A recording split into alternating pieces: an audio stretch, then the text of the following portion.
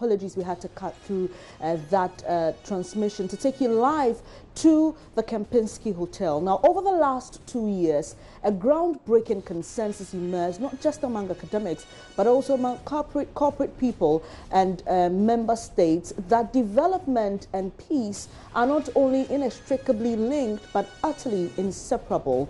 The Sustainable Development Goals, the SDGs, and Goal 16 in particular, emphasize that development or lack thereof is both a driver of conflict and an impediment to peace. Now, that's why the UNDP presents the high-level policy dialogue event from today and will run through to tomorrow. The experts are having a roundtable event which has been held currently at the Kempinski Hotel, and is bringing together leading policymakers, practitioners, academics, and representatives from bilateral and multilateral, regional and sub-regional organizations and civil society organizations as well. Let's take you live now to the Kempinski Hotel.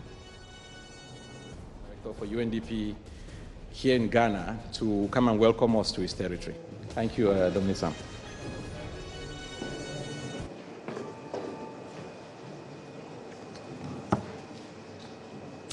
Good morning. Right Honorable Speaker, members of the platform, distinguished guests, ladies and gentlemen, some of our UN colleagues, you're most welcome. And to those of you who have traveled from outside Ghana, as we say, Akwaba. I'm very pleased to be here this morning to welcome you to this UNDP IDEA policy dialogue on good governance in Africa. This morning will be the first day of a two-day dialogue aimed at a critical reflection on transformational governance in Africa for sustained peace and development. Over the past decade, since the end of colonialism, it is true that African governance has made some significant progress. There have been notable improvement and economic growth in many countries. Indeed, according to the Mo Ibrahim Index of African Governance, the continent has since 2006 recorded quite some significant improvement in good governance, though, as we agree, much still needs to be done. Overall, 37 countries have made positive gains, while 16 have registered, in terms of the 4 dimensions of good governance, some progress. And these 4 dimensions are safety and rule of law, participation and human rights, sustained economic opportunity, and human development. So there is some consensus that 10 of the top-performing countries have made significant progress in this dimension. Out of the 10, however, 3 have seen improvements in all 4 dimensions of good governance, and these are Rwanda, Namibia, and Senegal. The remaining 7 still require improvement in at least one of the 4 criteria. But actually, these 10 are really the best performance in the continent. Although the 10 top countries are exhibiting signs of fragility, progress, we must admit, has been made nonetheless. On the political front, many people now live under democracies than in the 70s. The 2016 Mo Ibrahim Index of African Governance showed that 378 million Africans now live in democratic states, relative to 2.5 million in 1970. The African Economic Outlook 2016 noted that in the 1980s, 35 of the 45 states in Africa were undemocratic. But by the 1990s, almost all countries were conducting or at the verge of conducting democratic elections. Elections in Africa has become synonymous with good governance. And I think this is an issue we need to deliberate here as we gather over the next 2 days. Also, this is important because election-related violence seems to be one of the main causes of political instability on the continent. Recent happenings during and after elections in some African countries also sends a warning signal of the transformation of the nature and form of electoral-related violence and the emergence of political vigilantism. I hope we'll have time and we'll devote some time to interrogate this new recent cancer. In terms of economic governance, the continent is making some progress. GDP growth is positive, with GDP per capita of 3%. Poverty has declined from 58% in 1990 to 48.5% in 2010. However, absolute number of the poor is on the increase, and economic governance is increasingly being challenged by global factors. Moreover, institutional governance is also not the best in Africa. Across the continent, we hear reports of corruption, nepotism, favoritism, clientelism, neo-patrimonialism, and you name them, being perpetrated in the midst of weak checks and balances. Distinguished participants, ladies and gentlemen, despite these improvements, you would agree with me that the African governance is going through turbulent and trying times, making today an opportune moment for us to critically reflect on our system of governance. The Mo Ibrahim report also noted that despite the progress made by the 10 top performers, the overall average score of the continent improved by only 1%, from 49 to 50 over the past decade. Therefore, it is important and critical that we ask ourselves tough questions as we think how governance is conceptualized and practiced across the continent. The current nature of governance in Africa seems not to be serving many ends. States and national governments are failing the people as peace and stability is gradually becoming absent.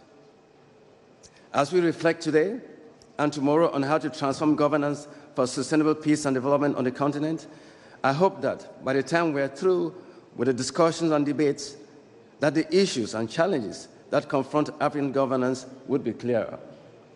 In addition, I hope that we would have been able to identify the opportunities and practical steps that we need to take to ensure good governance that guarantees peace and political stability, as well as sustained human progress and the rule of law. And finally, above all, and most importantly, we need to figure out a clear and pragmatic governance roadmap and theory of change that will underpin how we approach to transforming governance on the continent. I think we all have significant roles to play. I would just like to end here and to welcome you once more to Ghana. You couldn't have chosen a better country than Ghana that has demonstrated that with good practice of democratic governance, there can be peace, there can be stability, and there can be progress. Thank you. Thank you very much, Sam Dominic. We've also just been joined by the Director of the Regional Service Center for Africa, UNDP, Dr. Lamine Mane. And I'm going to invite Dr. Mane, even though he just joined us, to come over and grace us with his own welcoming remarks, opening remarks.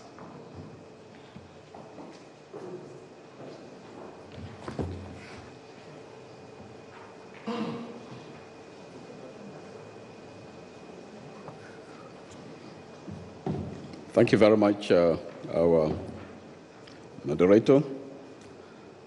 My apologies for coming a little bit late. I was on the line with my bosses.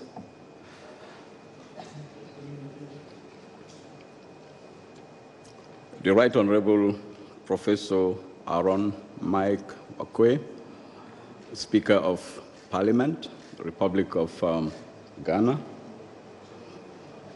Commissioner Wei Dohie, Liberia Governance Commission, and I was made to understand that you are here to represent President Amos Sawyer, who could not join us because of the unfortunate development with respect to the sudden falling ill of his dear wife. My brother and friend, Dominic Sam, the UNDP Country Director, Professor Adebayo Olukosi, Regional Director, International IDEA for Africa and the Middle East, honorable ministers and senior government officials here present, colleagues from the UN family, friends from the civil society, the academic community, and the legal practitioners, distinguished participants, all protocols observed. Amid your very busy schedules, with some of your activities related to the Assembly of Heads of States of the UN General Assembly to address global challenges and the world order, as well as national and regional events, I am very grateful to you for having been able to make the time to be with us here, and for some of you to make the journey to Ghana in honor of UNDP and IDEA's invitation for this very important and timely high-level dialogue on the future of governance in Africa. Your presence here is a true testament, according to my view, of your full appreciation of the primordial importance of governance to sustainable development of any country, not only in Africa, but throughout the world. I believe that given the nature of the subject, your presence here also reflects your strong desire not to sit on the sidelines whilst the narrative and the path for future governance of Africa. Before proceeding, allow me to thank particularly the Honorable Speaker of the Ghanaian Parliament, Right Honorable Professor Aaron Mike Okwe, who, despite his very busy schedule, has stayed by our sides, has given us valuable guidance, encouragement, and support for the organization of this conference. Right Honorable Speaker, we are truly grateful to you.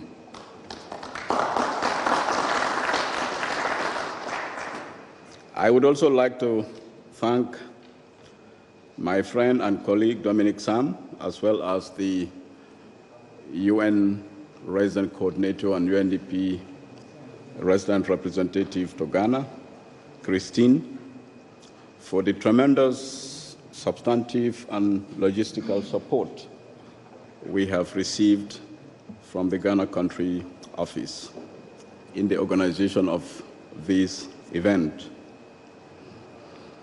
Honorable Speaker, distinguished guests, ladies and gentlemen, I believe that at no other time is the topic of our discussion the future of governance in Africa and the importance of governance for sustainable development to the people of Africa more critical than now. Ghana has demonstrated from the earliest days of its independence that good governance matters a great deal in getting the right development results. Strong vision and leadership at the political level, a vibrant parliament, a strong government backed by high-quality public service, contributing to the design and implementation of development policies, responsive local governance mechanisms, and adherence to basic human rights have contributed to the transformation of Ghana into the modern entrepreneurial nation that we know of today. As many of you are aware, in that process, Ghana has shown an ability to reinvent itself continually to meet new challenges. The capacity to keep doing that is related to the principle of governance, and we will come to that shortly. The President himself has noted that last year's election campaign and the results show that Ghanaians want their politics to evolve, to become more consultative and inclusive.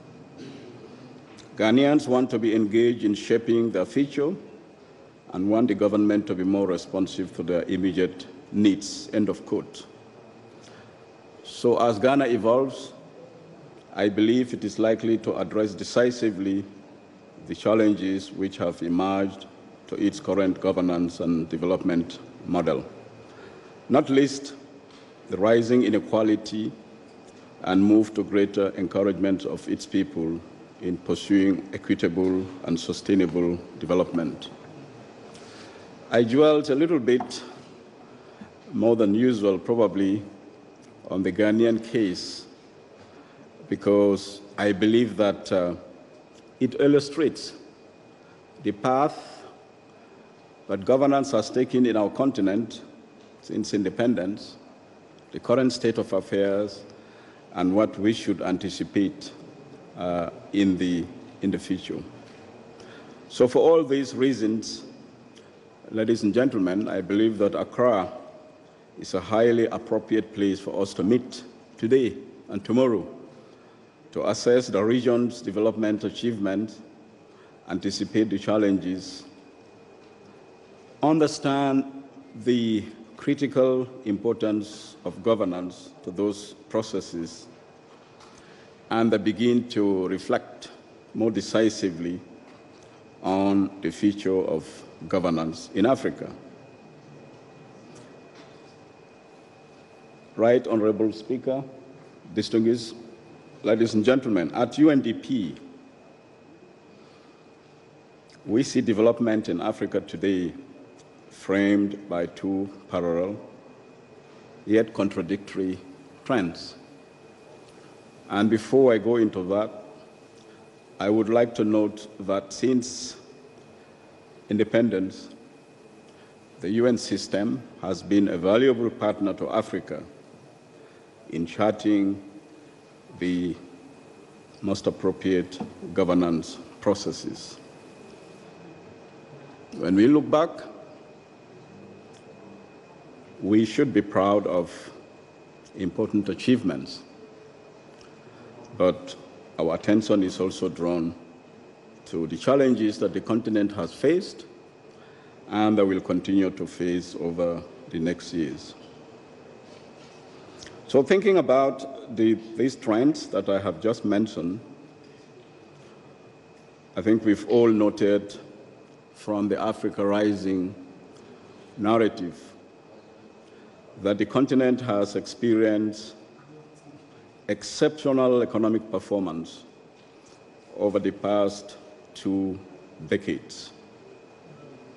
Sometimes we hear people deriding the notion of Africa Rising, but I think we should all be proud of that record.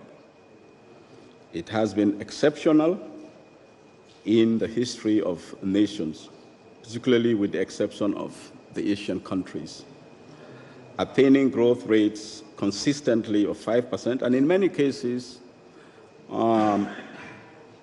significantly exceeding that, with at least 7 of the countries in the continent belonging to the category of the fastest growing countries in the world.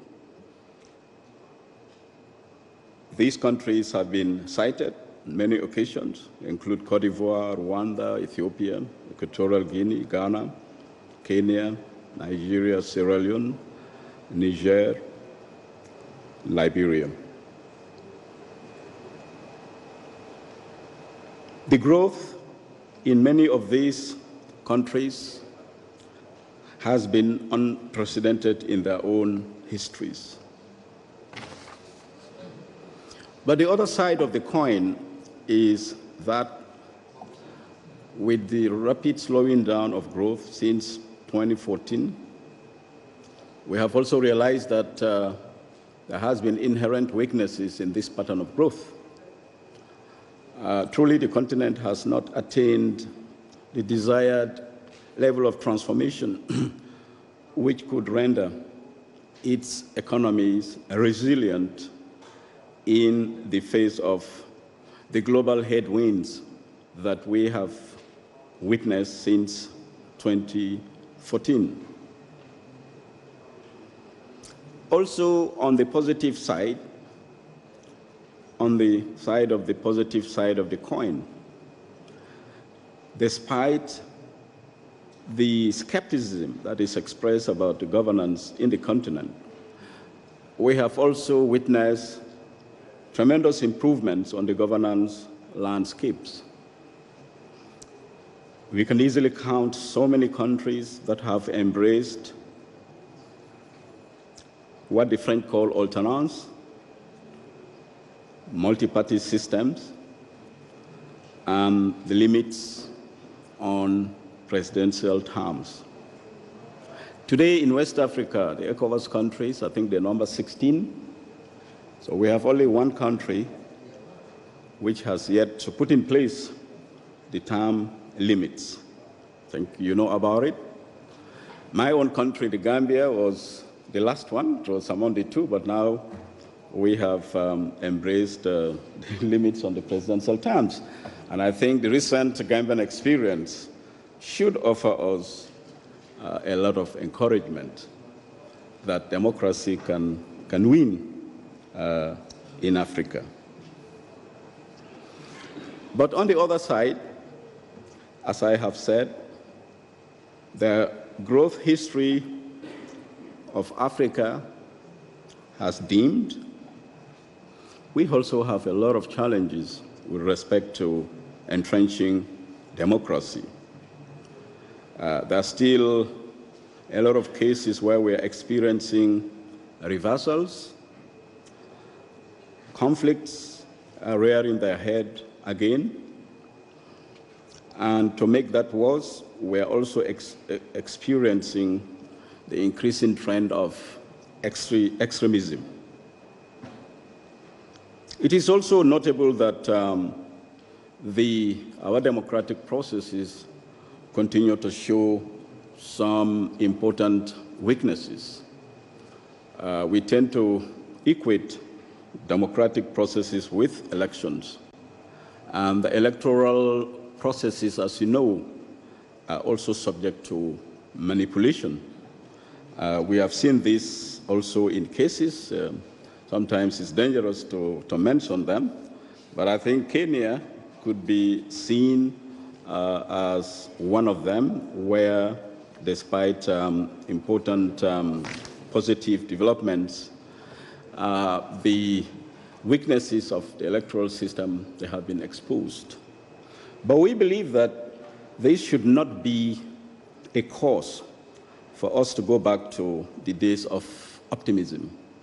I think what they should prompt us is to always go back to the drawing board. For the growth performance, I think there is consensus now that going back to that drawing board means focusing on how we can attain true transformation in the continent, how we can diversify the basis of growth and prosperity in the continent. And I believe that this is not rocket science. Over the past few years, such diagnoses have been made. We believe that what has been lacking is for the will to implement those solutions which have been put forward that you are all aware of.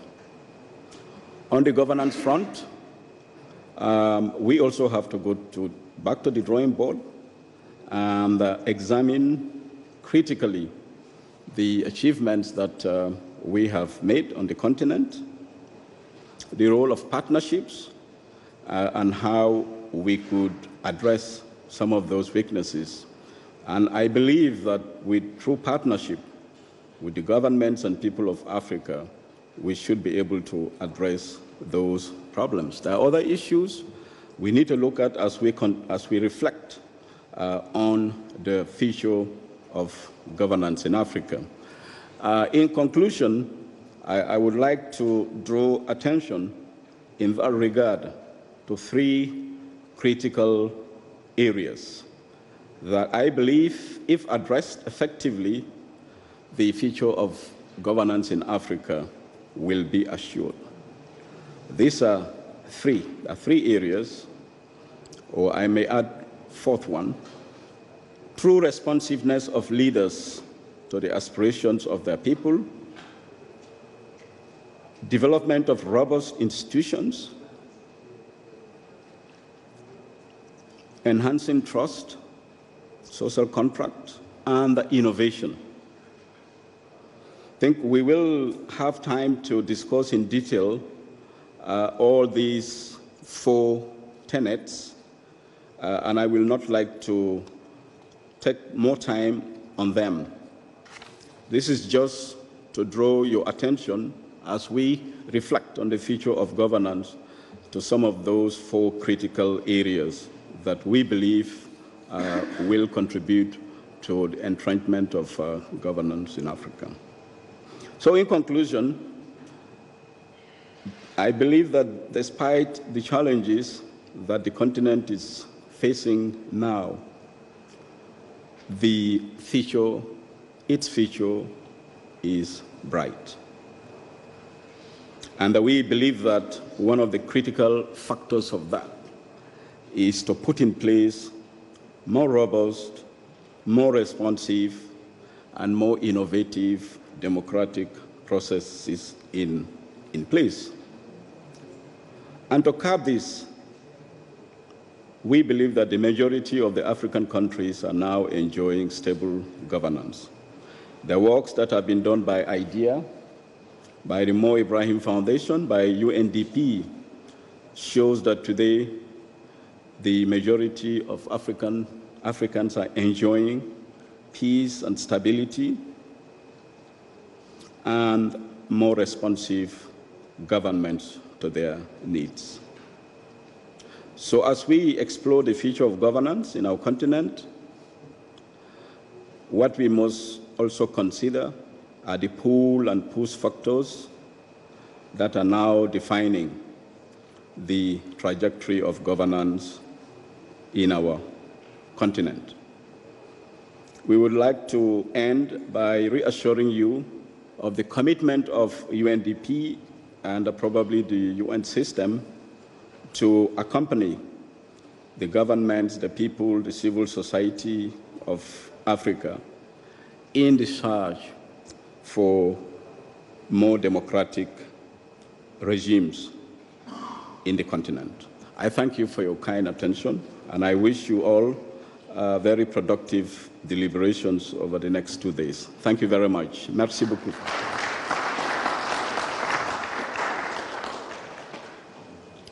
Thank you very much, Dr. Lamin.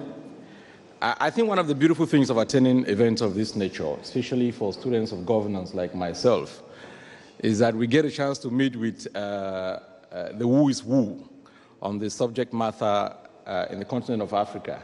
I wanted to very quickly, before I invite my big brother, Professor Bayo, to come on, I wanted to very quickly recognize the presence of our own elder sister, Ms. Masiri Mwamba, who is the former Deputy Secretary General of Commonwealth. Ma, you're welcome.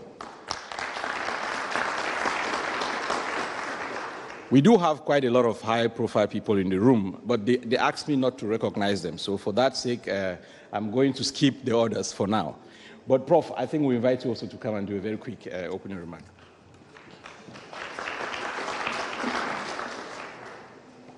Thank you very much, Njoya. I know those who told you not to recognize them. Veteran guerrillas and fighters for freedom and justice on our continent. Your Excellency, Professor Mike Okoye, I discovered you're also Aaron today, despite many years of following you and being connected with you. Well, thank you very much for accepting our invitation to be here. We also recognize Lamin Mane, Dominic Sam, and also the representative of Dr. Amos Sawyer, who, as has been explained, was unable to join us at the last minute on account of a family emergency. Distinguished ladies and gentlemen, thank you so very much, first and foremost, for accepting our invitation to be here to share your experience and expertise on a subject which, as the two previous speakers have indicated, is really at the very heart of development on our continent.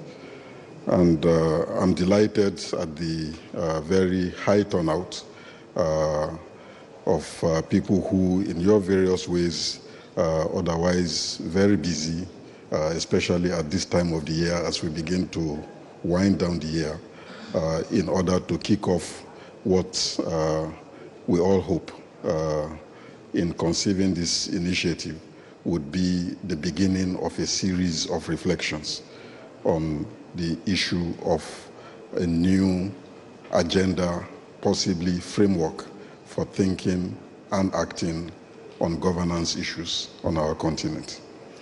I think it's particularly delightful, as Lamin said in his concluding remarks, that the question of innovation of a continuing nature is particularly critical to any chance we might have of being successful in putting in place a governance architecture for our continent that actually does speak to our concerns on the continent.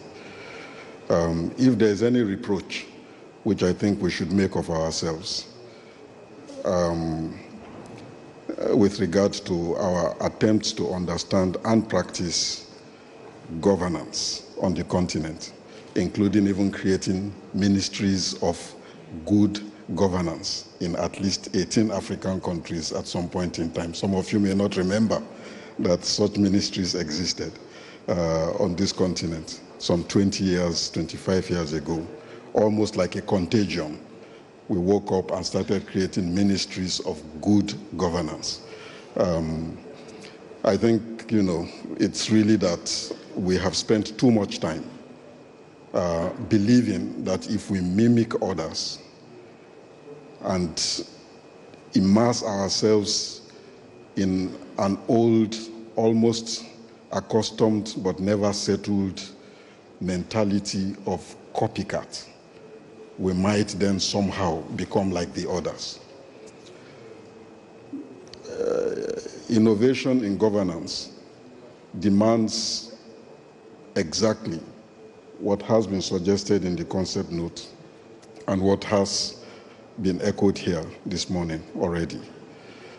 That we have a deep understanding, first and foremost, of our history, that we have a deep understanding of the ethnography and sociology of our societies, understand where the pressure points are at any given point in time in the evolution of our societies, and put in place appropriate institutional arrangements that can enable us to minimize the points of friction and fracture and maximize the points of cohesion in a way that can enable both our polities to be governable and our developmental visions to be realized.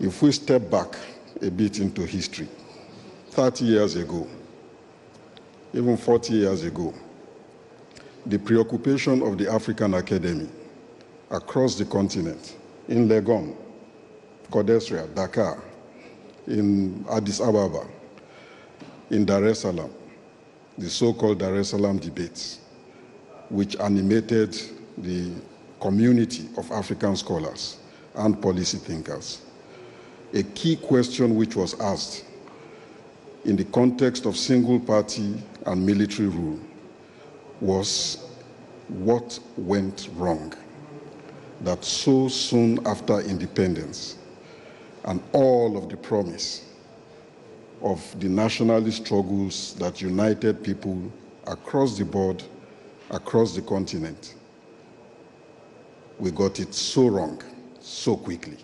What happened? As Mahmoud Mamdani was to put it, what happened that on the morrow of independence, as the vision that fired many a Pan-Africanist almost came to fruition, the disconnect between state and society began to emerge.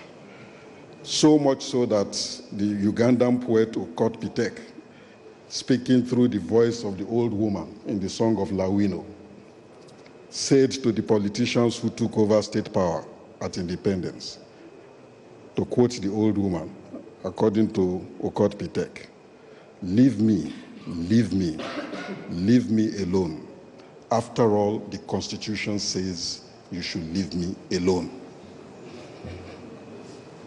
Or Wamba Diawamba, part of the Dar es Salaam school, saying soon after independence, looking at the example of his native Zaire, as it came to be known, DRC today, and of people saying, Zacharias, you remember, of people saying, when will independence finish? It was barely less than a decade after people were jubilating and dancing to celebrate the arrival of independence. And within a decade of independence, people had had enough of misrule and misgovernance that they began to ask visiting dignitaries sent to them by Mobutu and dancing, welcoming Mobutu himself, reading their speech to say how delighted they were to have him, but with one question to him: when will independence finish? So we can move on to other things. After all, colonialism came and finished. And we can't wait for this independence to finish because we don't recognize ourselves in it. Now, all of these culminated in discussions amongst African scholars. Wamba Diawamba, George Zongola, Mahmoud Mamdani, Issa Shivji. I can reel out any number of names of thinking African sociologists and political scientists who said that what seemed to be particularly problematic at independence was that in spite of all of the promise of a better life and a better future, which independence nationalism was meant to usher in, we actually did not sit down carefully to address questions of how to get the politics right in order to discipline power to the concerns of the populace. And as those issues began to come to a head and gain momentum, we entered into the years of crisis in the 70s, of structural adjustment knocking on the door. And the story of how we analyze the problem of the state-society disconnect that was spoken about in the concept note was turned on its head. Not so much from our own understanding of what seemed to be going wrong in state-society relations, but what the World Bank called getting prices right. If you don't remember that slogan, it means you are not born. Getting prices right. That became the slogan in every part of the continent you went to, with World Bank and IMF officials and their little briefcases, telling capital after capital, you must get prices right. The context for which was set by the Berg report and subsequently followed up, and two competing ideas about the future of the continent. Are we to get politics right, or are we to get prices right? What prevailed was the World Bank view, that we needed to get prices right. and structural adjustment was to be with us for the next 2.5 decades. But the World Bank technocrats are anything but stupid. They also contacted Claude Ake, the late Claude Ake, president of CODESRIA. They said, we've been hearing some things about getting politics right. What do you guys really mean about it? Can you do a concept note to explain what you mean? And for the first time in 1989, in the publication issued by the bank entitled Sub-Saharan Africa, Towards an Accelerated Program of Growth, the World Bank quoted African scholars like Claude Ake and George Zongola and others, and used the notion, in inverted commas, of governance. Governance had moved from the fringes of the academy into the mainstream of the bank. It did not come out the same thing. I'm sorry. By the time the World Bank internalized the idea of governance and released it onto us as a new concept it had embraced, it was bereft of all politics and became all technicalities. Good governance, said the World Bank, is good for structural adjustment. If you again remember the slogan, Mikhail Gorbachev was in power at the time in the Soviet Union, and he was doing what he called perestroika, and then followed it up with glasnost, and then slogans about the party of the revolution, being the Communist Party, being a party both of perestroika and glasnost. And this was picked up by the World Bank, again, in case there were too many radicals like Mike Okwe at Legon, who would not want to do any business with the World Bank. They would quote the Communist Party for you of Soviet Union and tell you that Africa, no perestroika without glasnost. Google it. Africa, no perestroika without glasnost. And followed it up with another publication that attempting to carry out development, particularly within the framework of structural adjustment, without an agenda of governance reform, was like having Shakespeare's Hamlet without the Prince of Denmark. They embraced it. They embraced governance even more fanatically than us. But it was not what we meant that they meant. We thought of governance in terms of a root and branch reorganization of power and politics in post-independence Africa. They understood governance as an instrument for the achievement of the goals of structural adjustment. Two diametrically opposed ends, but using the language co-opted from us. And for the next 3 decades, we were setting up ministries of good governance that basically meant institutions which we could table before the international donor community and the IFIs in order to attract donor money. Usually pittance in relation to what we export from the continent, but nevertheless it became the name of the game. And for the rest of the 1990s into the new millennium, this was really the only game in town, good governance, and technical teams being sent out to advise our countries on how to achieve good governance, transparency, rule of law, predictability, institutional stability, everything was incorporated. With every new Nobel laureate in economics, the World Bank co-opted those things and added. So Douglas North on institutions, right? Douglas North won a Nobel laureate for his work on institutional economics. The army went to work.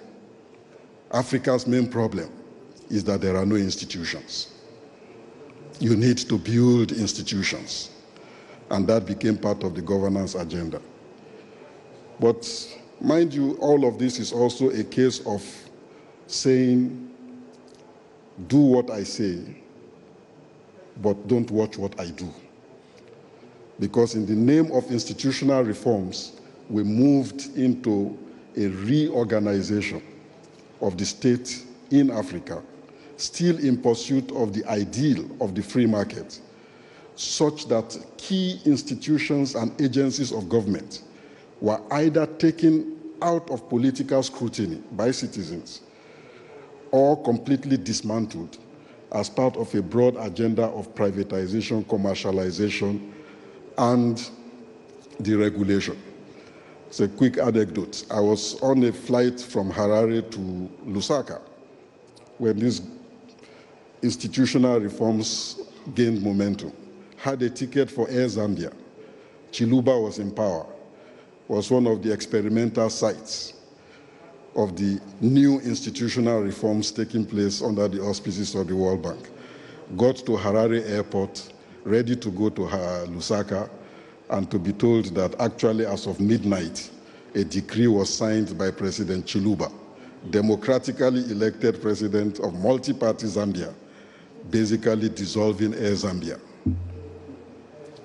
I have the ticket as a permanent, lifelong grudge that I hold to this day against this kind of institutional reform. No explanation, no apology, no refund for that matter.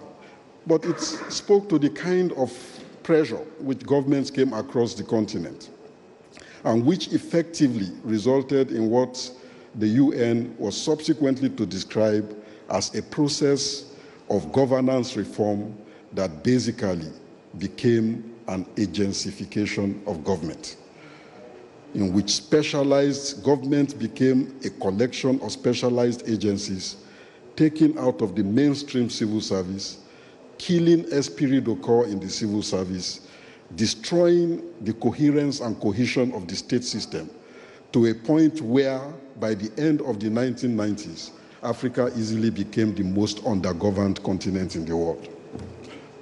All the statistics are there. And whatever was left in the domain of the public was taken out of the scrutiny, even of elected politicians. So ideas about the independent central bank, for example, came in. You could no longer fire your central bank governor. They are supposed to be independent. And these governors were to be given only one task, one and only one task, contrary to what other central banks do around the world, including the Federal Reserve of the United States, spend 7/24 gazing at inflation targeting. Gaze, don't worry about unemployment. Just stay focused on inflation. Make sure that there isn't too much money to make prices rise, and make sure that the markets are kept happy, that the fundamentals are right, that you have enough money to pay all of the repatriated resources that will need to leave our countries. This is what it has been about. And if after 25 years to almost 30 years since the demonstrations that began in Cotonou to usher in the current phase of multi-party politics on the continent, if after all of that period, Africans feel somewhat shortchanged by 30 years of democratic reform on our continent, I think we can easily understand that it has been a case of plus ça change, plus c'est la même chose. It has been a case of so much motion. And it is true. It is true. Professor Oko is an academic, apart from being a statesman today. So when I turn and look at him, these were debates that he was involved in as a public intellectual in Accra in the heady days of the 80s and 90s, before going on to become ambassador in China. And you'll recall, sir, all of the discussions we were having about how to bring substance and content to this democratic reform process. How do we enrich this democratic reform process in a way as not to make it an empty barrel in which there will be so much sound and fury with a bit of drama and occasional panache, but at the end of the day, leave the people feeling empty. Maybe we'll not be surprised if today we don't do something about it. In a continent where inequality is growing, on a continent where youth unemployment is way at a level that is acceptable to any decent society, and which suggests that we are actually sitting on a time bomb in a place where it is easy to give $2.5 to young people and recruit them into jihadist armies. This is what we are living with, the reality that we live with. Of a continent where an urbanization process is taking place in which population is drifting into urban conglomerate centers, megacities, as the UN refers to them, of which at least there are 8 or 9 that have already emerged on the continent, from Dar es Salaam to Niamey to Kinshasa, and in the midst of this concentration of population, over 60% of the people do not wake up on a daily basis with a perspective of what the day will be like. Let's not even begin to talk of tomorrow. I don't want to sound like I'm being pessimistic, but I think that we have a problem. And the sooner we recognize that we have a problem and begin to step back from all of the cliched formulas that are given to us to tell us that this is how you do governance. People telling you this is how you do governance, who didn't do the same thing in their societies. Of a Federal Reserve which is focused on employment creation and inflation targeting, not just inflation targeting. Of governments that are interventionist and not simply sitting back and saying, let the free market do it. When the crisis broke out in the United States and Europe, 2007, 2008, who would have imagined that the United Kingdom will nationalize banks after 2 decades of teaching us that nationalization was a crime, almost like a crime against humanity? That the United States will print money and give it a sophisticated name called quantitative easing and tell us that you can't do the same thing. It is bad for inflation and you don't have the governance capacity to deal with it. These are the issues we are dealing with. And it is really up to us at the end of the day to accept these things or not to accept these things. I'd like to close by simply saying that the foundation on which we can build any transformative governance initiative on our continent, in my view, must proceed from a starting point of a shared and collective vision of society. Where do we want to see this Africa in the next 10, 20, 30, 40 years, depending on how far we want to go? What is the ideal of society that we want to see? What must be the bargain in being an African today and for tomorrow? Understanding that we live in a world in which, although many people convene us to dinners that are called Africa, Asia, Africa, China, Africa, Japan, Africa, US, Africa, Dubai, Africa, everything, and we troop there dutifully, even those of us who don't come for AU summits, and line up to be given a handshake, that we also attended the Africa-China summit and TICAD and all of those things. They don't owe us a living. They are basically working for their own people. They owe their people a living. They understand that you need to flatter the African a bit, and they will open the gate for you to take whatever you want to take out and call it friendship. We did it before, told them settle here, and in the end they pushed us out. They may not call it colonialism today, but the practices reported by the Mbeki Commission on illicit financial flows are anything short of being colonial arrangements. And we can only build a transformative governance initiative for ourselves if we define a vision of society in which we place a much greater value on the life and the contribution of the African in his or her own continent. And this is what I see as being at the heart of Pan-Africanism today, as the challenge of Pan-Africanism. What is the bargain in being an African, no matter where we find ourselves? What vision of society can we build and project collectively? And out of that, we begin to define what governance arrangements do we need to put in place. Not formula that people claim they used in order to transform themselves, which formula is actually stylized for our consumption, but never corresponding to what happened. But out of our own heads, with our own minds, as Cabral said, let us think and imagine a better Africa. Thank you.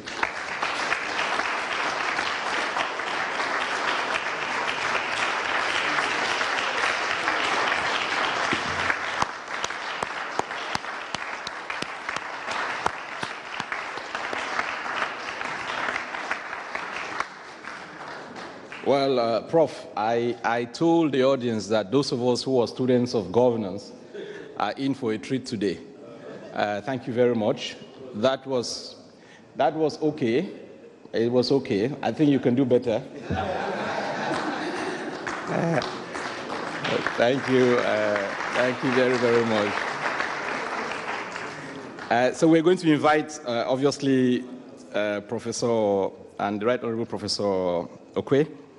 One of the things you have to understand about the professor is that though he is a statesman, he is perhaps one of the foremost publishers and scholars on the continent on issues of good governance. I think one of the very powerful publications I have read on the issues of political economy of governance in Ghana is the one he did, I think, looking at the political situation in Ghana from 1989 to 79. Even while we were in school, I have been reading his works forever. So it's quite an honor, Prof, to have the pleasure of meeting you today. I invite you to take the podium. Don't worry about Bayo. He has done his thing. Just come and do your thing.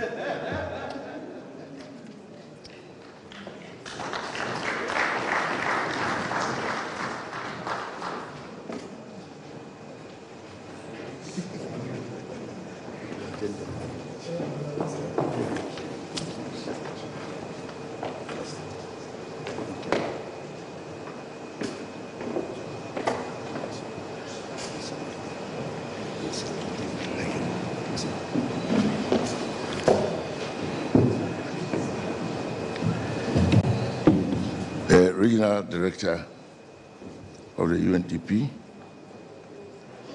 Regional Director of the CEA, representative of Dr. Emil Sawyer, distinguished members of the UNDP family, civil society leaders,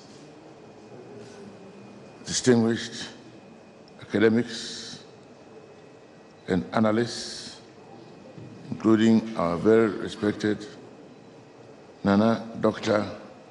SKB Asante, a chief of great renown and an academic. It's a pleasure to be with you this morning.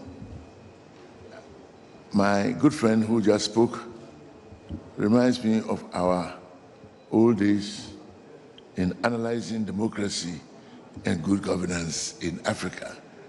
And now he's cool. He used to be more strong in his speech and more inspiring, by way of making us doing something good for Africa.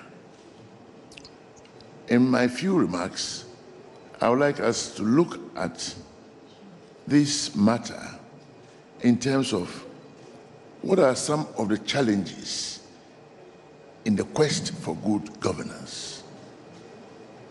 Politically, is it agenda finished or a luta continua, like we love to say? And then secondly, since it's also a matter of development that is before us, to what extent is this agenda being furthered or inhibited by our lack of development? And definitely, this meeting would like to consider what are some of the processes of governance that we've not done too well upon. Personally, I tend to be rather pessimistic in view of some of the challenges that continue to rear their rather unpleasant heads from time to time. Are we certain about the rules of the game?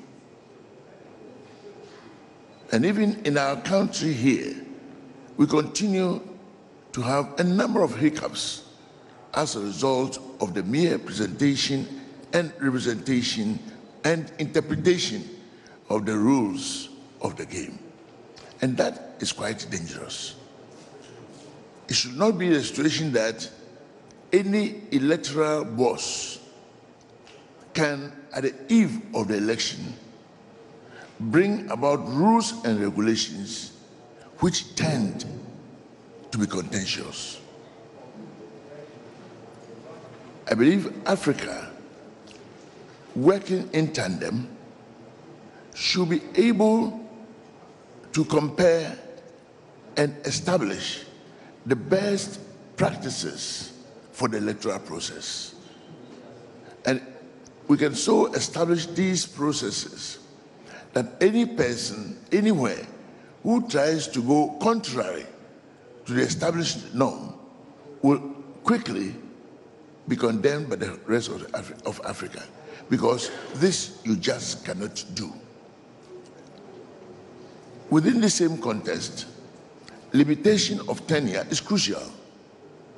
Can we have an Africa, an ECOWAS just watching on, or an African Union just looking on, as some president wants to rule forever?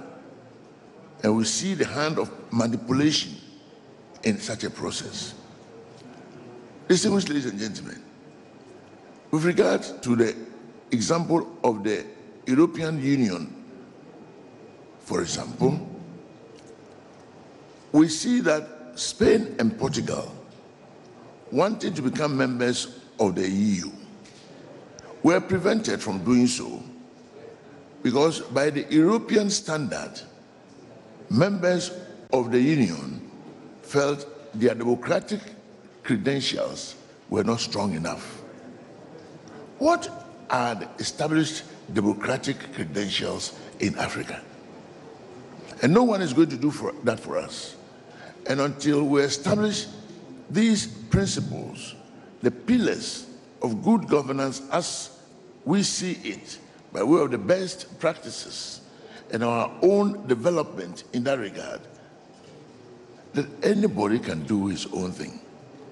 This, I believe, will help us to consolidate democracy and good governance in Africa.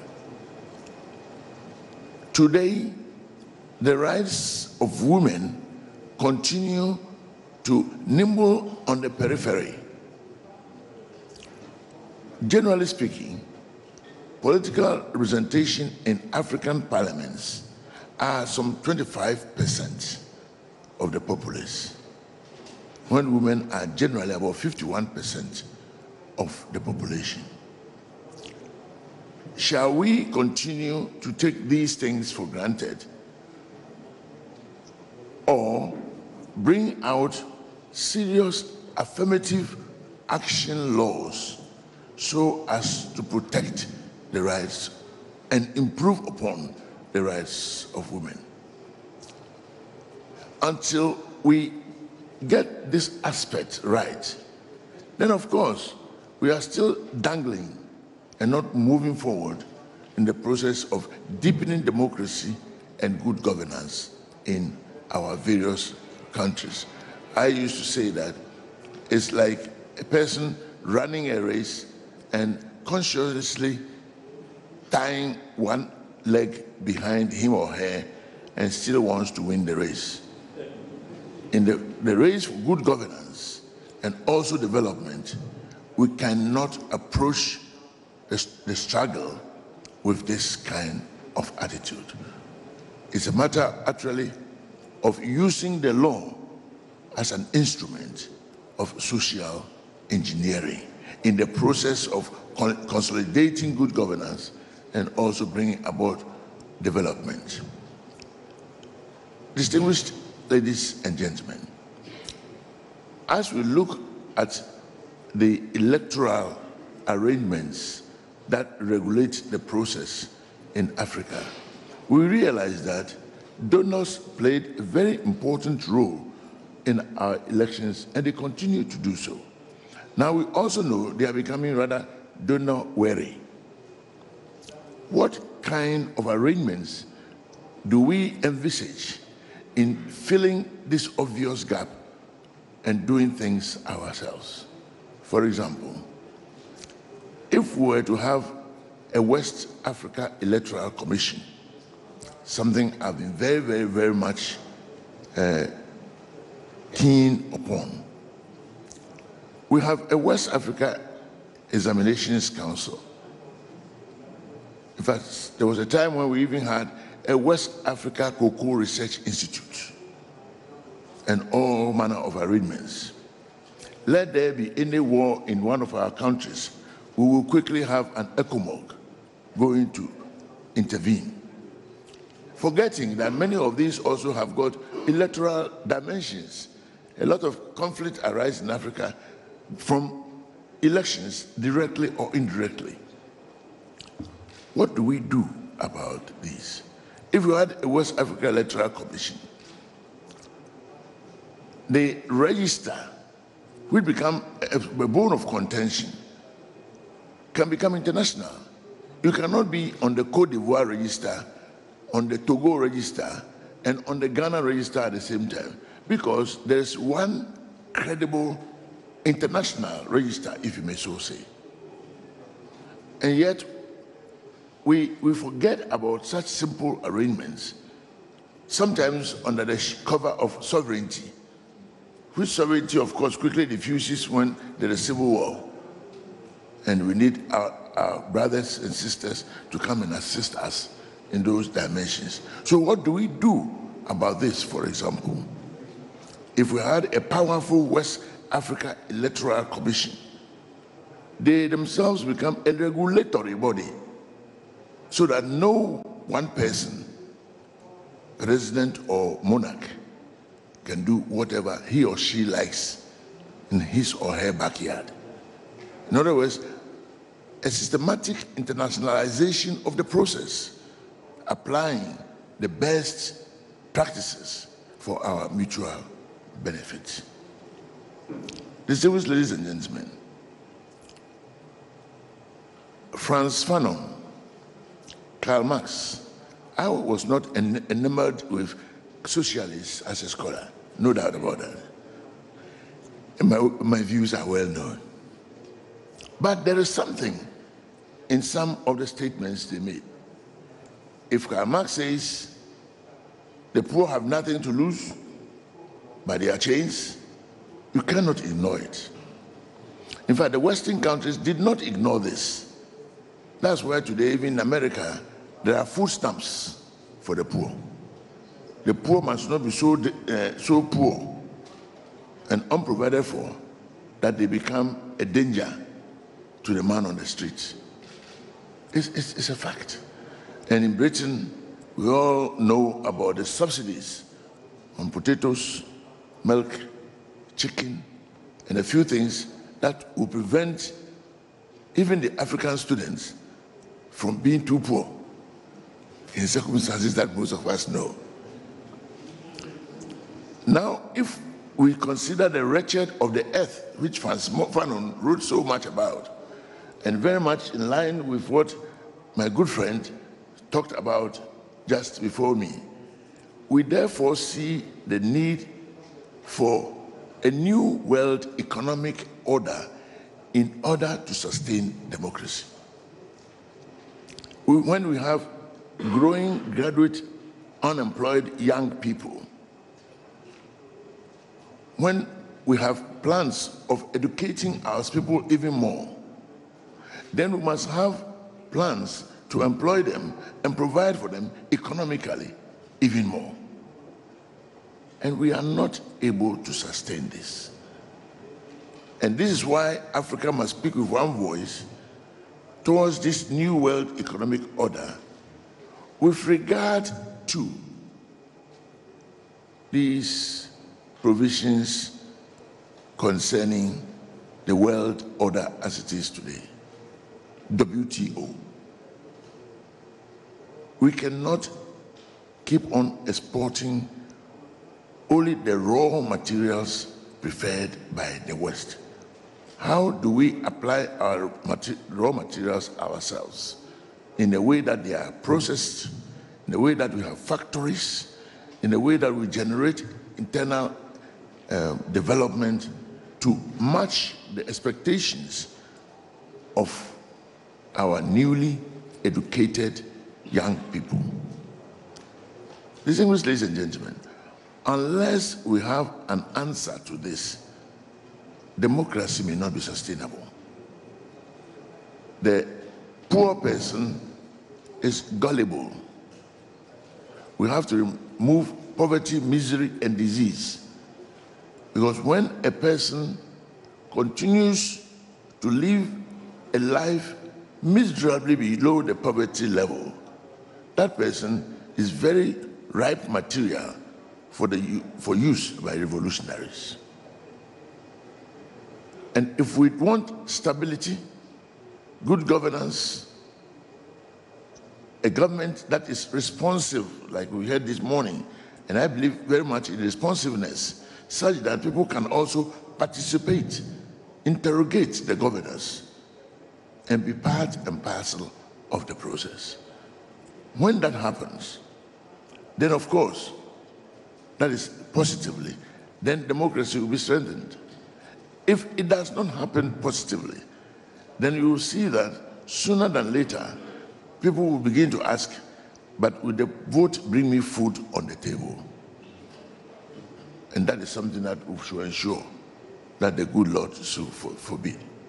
So, distinguished ladies and gentlemen, WTO arrangements which prevent even our chicken industry from growing, because the United States at one time positively intervened with regard to the importation of chicken by Ghana when we tried some regulatory measures.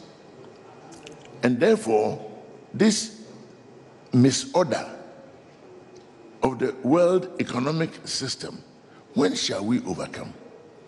How shall we overcome? And if we did not, what will sustain democracy? I believe that these are some real challenges facing us, and we should get answers to them sooner than later in order to celebrate democracy and good governance in the next 10 or 20 years. In 1988, when the second wind of change that you all know of blew, Africa rose up. Shall we sustain the present system? And if not, shall we in 10 years or 20 years now be crying for the third wind of change? This is a challenge facing us. And I trust that this conference will be able to conceptualize and articulate some of the various issues that will come out of this main problem. I thank you and wish you well.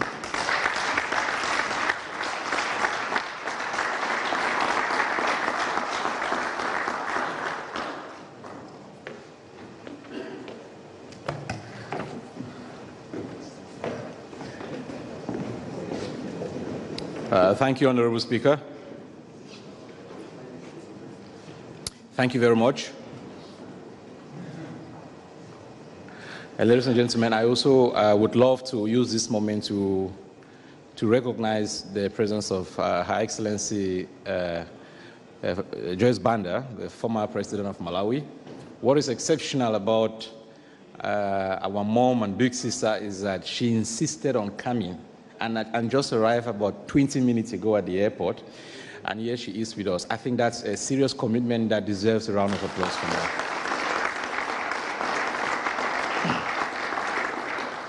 I'll spare you of the backstory. I'll allow her to use her discretion to tell you what happened. But in any case, let's come back to our agenda. We were supposed to have the former president of Liberia, Dr. Amos Sawyer, here with us, and I think, as Dr. Lamin indicated in the morning, he had a family emergency yesterday on his way to the airport that prevented him from coming. However, we do have with us Dr. Ware Dolie, who is the commissioner at the Liberian Governance Commission, a strong scholar as well, who in the very last minute decided to step in on his boss's behalf. So, Doctor, please, you have the floor. He's going to deliver the keynote address on behalf of His Excellency.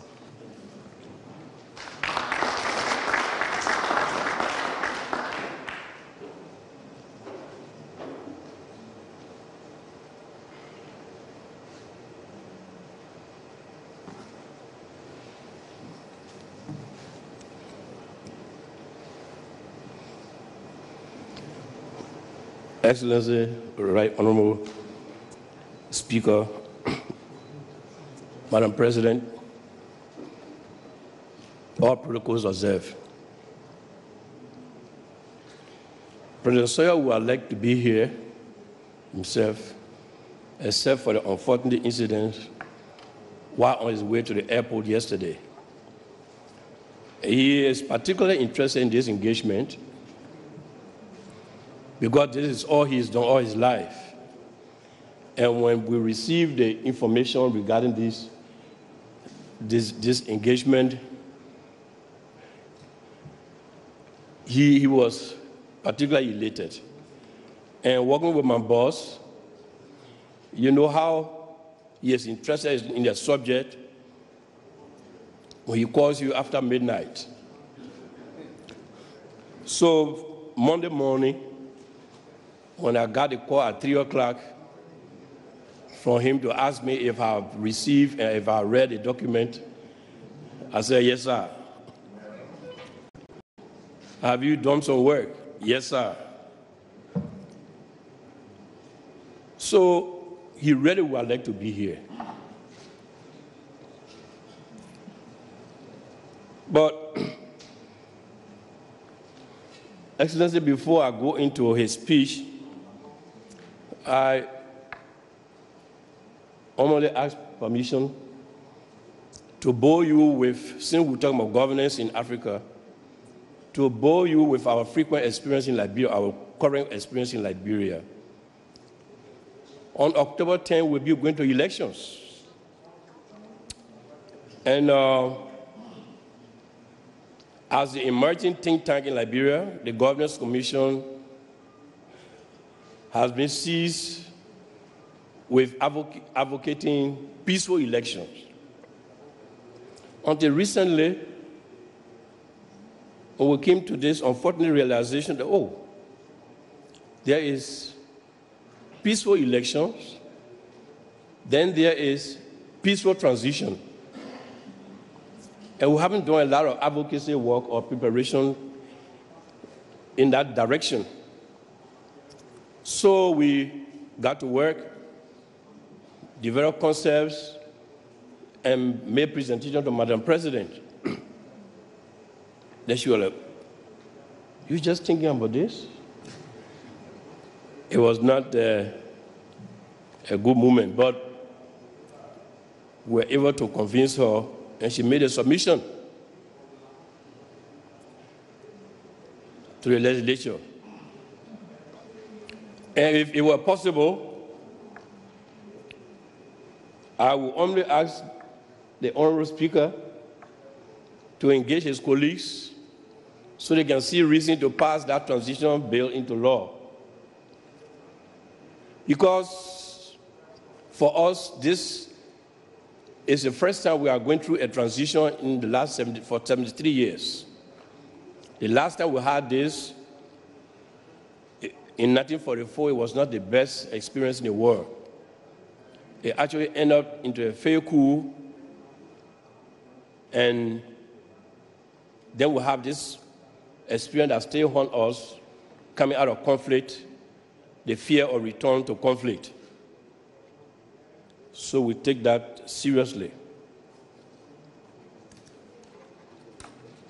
Let me now come to Dr. Sawyer's presentation. Because for us now, the future of governance in Liberia is now. Future of governance for us in Liberia is now. And so we were particularly elated to come here to participate and to present Dr. Sawyer's paper on the imperative for imagining a new future for governance in Africa, challenges and opportunities towards transformational governance. I would like to thank the government and people of Ghana for providing the comfortable and suitable environment for this dialogue. Since independence, Ghana has been a crucible for the generation of ideas for political, social, and economic development in Africa. Ghana has also provided leadership in conflict management and resolution in so many instances, especially here in West Africa. Liberians know this too well and remain deeply grateful. Let me also thank the UNDP and International Institute for Democracy and Electoral Assistance for inviting me to participate in this high-level policy dialogue on exploring concepts of governance that can accelerate the development of Africa. I am honored to have been requested to deliver a keynote address. Let me warn you that I do have some notes, but I cannot vouch that they are keynotes. The importance of dialogues organized to review and rethink governance in Africa cannot be overstated as part of ongoing efforts to address challenges and create, identify, and benefit from new opportunities to improve democratic governance and advance development. I congratulate the organizers for providing a concept note and a thought-provoking think piece to serve as our point of departure as we kick off this dialogue.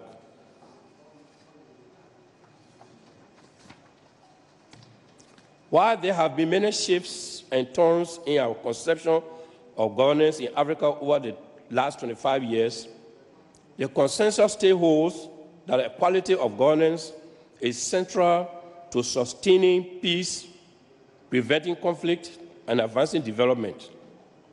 I share a view similar to that of the authors of the think piece that governance is about the interactions and relationships among institutions and actors in varied environments, situations, and arenas. Institutions are essentially the rules, formal and informal, which determine that which is mandatory or obligatory, that which is permitted, and that which is prohibited, and about sanction regimes and capacity for enforcement. Patterns of governance interaction define power relationships in a society. And it is true, I believe, that the quality of governance has to do with perception of legitimacy and effectiveness of the relationship among actors and institutions. Legitimacy of governance, institutions, and processes can indeed be measured by levels of trust reposed in them, as Oyole and colleagues have told us in their think piece. I'm further gratified that the think piece appreciates the complexity of the relationships between formal and informal rules and formal and informal actors, all of whom are part of the governance mix, interacting at various levels, from local communities to the international level. Understanding the complexities within various relevant contexts is a never-ending task. This is why our institutions of research and higher learning, our policy think tanks, whose job it is to assist us deepen our understandings of governance challenges, need to be constantly supported. I'm also gratified that in addition to pointing out the complex nature of governance relationships, the think piece starting work from UNDP points out that democratic governance fosters a specific type of relationship that are centered on the social contract between state and citizens that should be fulfilled in a manner that is participatory, inclusive, transparent, and accountable. The concept of citizenship is rapidly disappearing from the discourse about the state and the processes of governance and development in Africa. I am pleased to see some reference to it in this discourse. It seems as if the concept of citizenship is gradually being replaced by a concept of stakeholder. This change is not only a matter of semantics, it has meaning for essential aspects of governance and development. Emphasis on stakeholder can confuse and distort our understanding of ownership of and responsibility for governance institutions and processes and development initiatives and agendas in Africa. Citizens are the only stakeholders who have perpetual responsibility for the development of their country. As we rethink governance for transformation, we need to reintroduce or re-emphasize the concept of citizenship as a different type of stakeholder.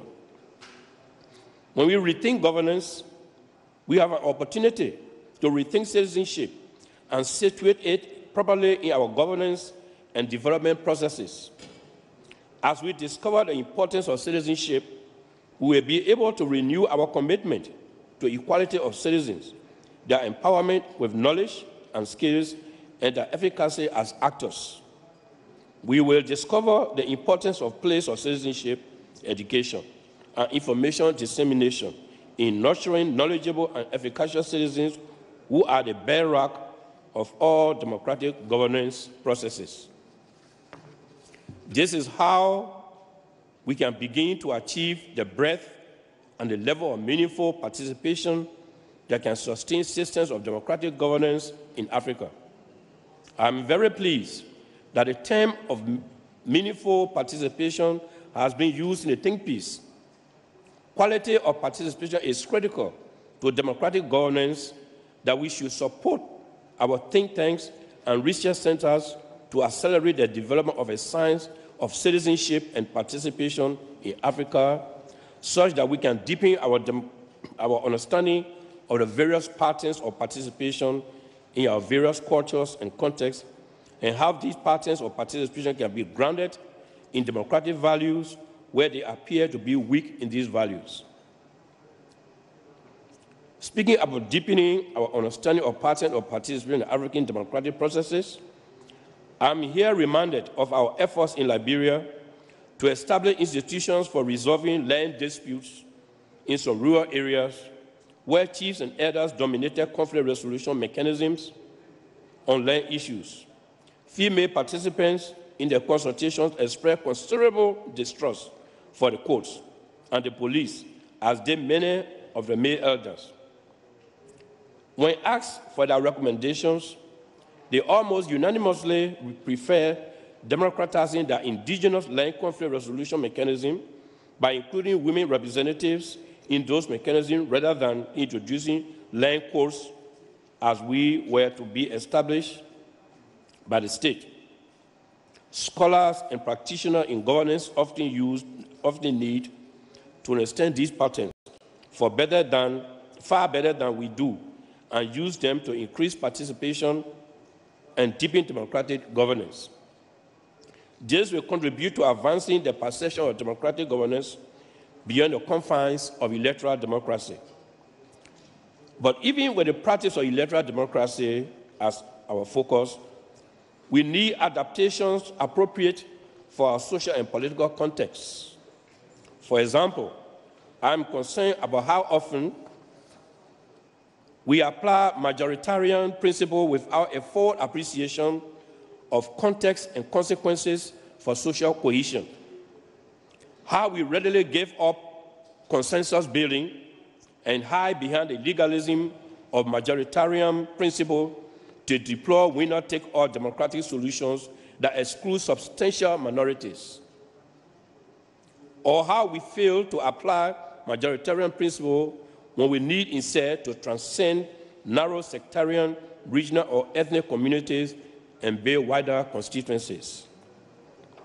Since we in Liberia began our current system of democratic governance in 2006, we have attempted several amendments to our constitution.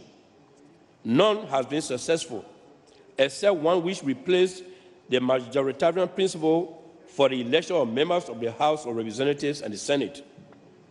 The rationale for the change was to save money, since almost all elections for members of our legislature ended in runoffs or second rounds due to crowded fields of candidates where no single candidate could win 50% of the votes plus one as required under the Constitution without amendment. Now that we have amended the provision and adopted the first part, the post formula do not have runoffs. However, another problem is emerging which could eventually have consequences for social cohesion. Candidates for legislative seats seem to be adapting electoral strategies of mobilizing and holding on to their narrow clan-based constituencies. Some candidates are winning by garnering as little as 15% of the votes in crowded fields of candidates. If this trend continues, we could be headed for a crisis of legitimacy of representation in our legislature and our local councils. As we adapt electoral principles and institutions appropriate for sustaining electoral democracy in Africa, we have to remind ourselves that while electoral democracy is a critical component in a system of representative government, it is insufficient for attaining democratic governance. Not even a properly functioning parliament, low level of technical capacity of legislative staff, inability to serve constituency needs, and a culture of corruption are among challenges that continue to retard parliaments in doing their work as a co-equal branch of government with the executive. Strengthening staff capacity of legislative committees so as to improve technical performance and increasing openness of debate and voting are often identified among the measures which could improve legislative performance. In addition to these and many others, I believe one of the most effective measures to improve legislative performance is to increase the level of meaningful participation by constituencies in discussions about legislative issues and to encourage efficacious engagement of such constituencies with legislators and with local councils and assemblies. Excuse me. In some countries, sustaining this level of equality, and quality of engagement between legislators and constituencies might require the support of local people by civil society organizations. Needless to say, this is also a part of strengthening of state-society relations. You may notice that I have placed premium on strengthening participation and associational life as an important component of a strategy for democratic transformation. Associational life consists of a social, developmental, and political activities of a broad range of community-based organizations, professional groupings, youth groups, women's associations, and other such entities which are the building blocks of a vibrant, inclusive, and participatory democracy. Think tanks and local NGOs can be a catalyst in linking them into knowledge sharing and action-taking networks as they are situated in governance spaces, such as that they can participate meaningfully at all levels of governance. The downside is that if these groupings are not properly cultivated to promote democratic governance, they can become stumbling blocks instead of building blocks. As a student of governance, I have often felt that despite the high transaction costs, dialogues and consultation which foster the generation of knowledge and dissemination of information about governance challenges amongst groups in society, both vertically and horizontally, are important for nurturing knowledgeable citizens. One of the weaknesses of the democracy project in many African countries is the paucity of deliberative forums, where groups of citizens such as youth, elders, artisans, and the disabled community have the opportunity to discuss together, generate knowledge, and exchange understandings of the various perspectives on these challenges. Understandings exchanged in such forums can be meaningful in assessing group self-interest against self-interest as understood by others. When such exchanges become routinized, trust can be built and sustained. In our efforts in Liberia to build a partnership in governance between government and civil society, we at the Governance Commission encourage both government and civil society organizations to agree to increase and institutionalize their consultations. Working with the National Civil Society Council and the Ministry of Finance and Development Planning, a partnership policy was formulated and an implementation plan agreed. Among other things, a platform for quarterly sectoral policy dialogues and an annual government CSO summit for policy implementation will be held. We have every hope that this partnership policy agreement will be accepted and implemented by the next government. Let me again say how much I am impressed by the convening of this dialogue to think about a roadmap for transformational governance in Africa, and by the fact that it seeks to build upon what already done, appreciate gains already made, and benefit from lessons learned. Allow me to attempt to summarize what I might have been alluding to and articulately saying in this presentation. First, there is a need to elevate the place citizenship in discourse and action about governance and development, recognizing that only knowledgeable, efficacious citizens can sustain democratic governance and create development. In this respect, programs to nurture citizenship through education and empower citizens to become efficacious participants in governance processes and drivers of development must be accelerated by government, civil society, especially think tank and institutional learning, all cooperating together with the support of international partners. Second, in the quest to develop and sustain good governance, attention to deepening meaningful participation of citizens has the potential to accelerate the achievement of many of the other tenets of good governance. Citizen participation can exact accountability, ensure transparency, and encourage greater inclusion. Not often mentioned is the resilience factor, which citizen participation ensures because it promotes ownership, including ownership of failure. Therefore, more work needs to be done to understand the modes and patterns of participation in various cultures so as to devise strategies for strengthening democratic values and fostering transformational governance through increased participation by citizens. Third, a third area which is inadequately expressed and perhaps largely implied is that social trust can be built through structural and institutional dialogues within the leadership class of society and between leadership class and various segments of society. Deliberative forums on national issues are useful in this respect. The idea is to build trust within the context of reaching a consensus on a development agenda, or what might be called strategic development imperatives, even if loosely defined or construed, and a commitment to implement them. Agenda 2063, Agenda 2030, and the Mo Ibrahim Index of African Governance provide a head start when adapted within national context. The fourth idea, which is a follow-up on the third, has to do with the importance of developing and deploying the technical and managerial capacity with the proper orientation. One cannot overstate the importance of the orientation of technocrats and bureaucrats. They must buy into the development agenda and have a commitment to implement it.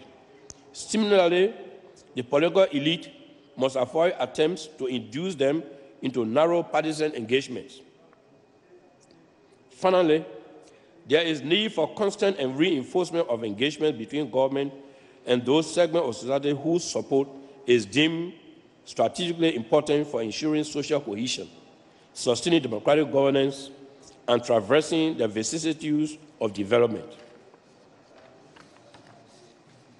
Nevertheless, needless to say, I do recognize that there are important dimensions of the quest for transformational governance which I have not even mentioned. Among these are regional dimensions, as well as a nature of wider international partnership that should be sought. My apologies. I'm sure these are areas that will be taken up in subsequent presentations. I thank you for your attention.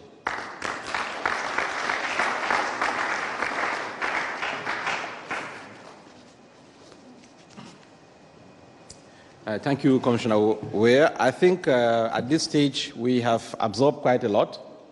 It's perhaps right for us to take a little break and get some coffee. But before we do that, two quick announcements.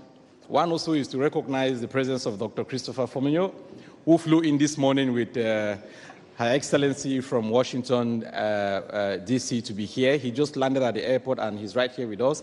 He's the director of National Democratic Institute Regional Office for West and Central Africa. Please, let's give him a round of applause. And the second announcement is that we are talking about the future of governance.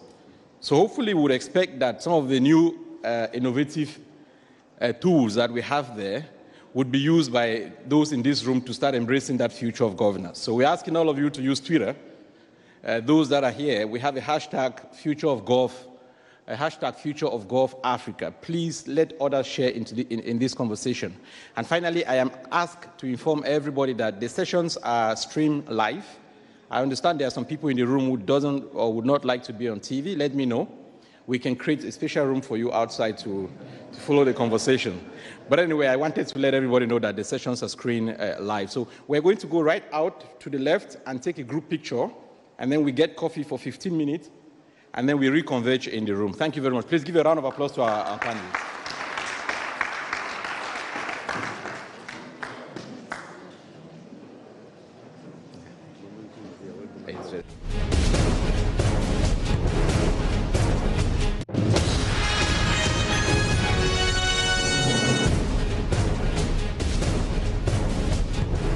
Just gone by was the opening session of the high-level policy dialogue organized by the UNDP in partnership with the International Institute for Democratic and Electoral Assistance. Now, the first plenary session will commence shortly, and it will be led by Dr. Ozonia Ojielo. He's the Cluster Director for Governance and Peace Building Cluster, UNDP Africa, and he'll focus on issues arising from two background papers, Transforming Governance in Africa and is a new concept of governance the key to accelerating the prosperity agenda? Well, the panel members are former President of Malawi, Her Excellency Dr. Joyce Banda, former Deputy Secretary General of the Commonwealth Secretariat, Masegwa Masiri Mwamba, and Senior Associate for Africa at the National Democratic Institute, Dr. Christopher Fominyo. The moderator for the session is the Regional Director for the International Institute for Democratic and Electoral Assistance, Professor Adebayo Olukosi.